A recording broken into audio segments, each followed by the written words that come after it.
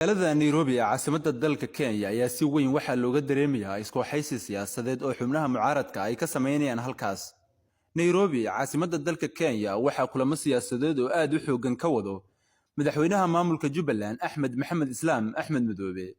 kaasi oo khilaaf uu kala dhaxeeyo dowladda dhexe ee fadhigeedu yahay magaalada caasimadda ee Muqdisho.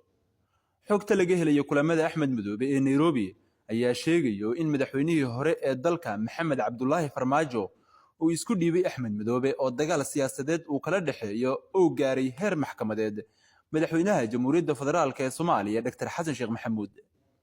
Farmaajo ayaa u diray laba xubnood oo ka tirsan kooxdiisa Nabad iyo Nolol madaxweynaha Jubbaland Axmed Madoobe si ay wada hadal oo la yeeshaan isla markaana la isku waafajiyo danaha labada dhinac. kulankan oo ka dhacay magaalada Nairobi ee caasimadda dalka Kenya ayaa inta badan la isku afgartay qodobo isku dan ah waxa uuna ku dhacay jawi qurux badan.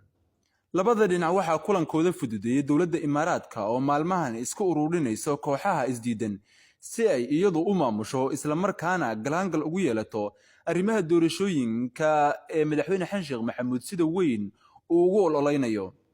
falanqayaashu waxa ay leeyihiin kulankan waxa uu muujinayaa isku dheelitir siyaasadeed ee u dhaxeeya beelaha Mareexaan iyo Ogaadeen, halkaas oo xiriirka labada hogaamiye uu soo bandhigayo is-afgarad iyo iskaashi cusub. tani waxa ay tilmaan cad u tahay in Farmaajo uu doonayo inuu xoojiyo xiriirka uu la leeyahay deegaanada Jubbaland iyo dowladda Imaaraadka, laakiin su'aal weyn ayaa ka taagan oo noqonayso tani ma noqon doontaa mid waarta mise waa tallaabo ku meel gaar ah oo kaliya waqtiga ayaa sheegi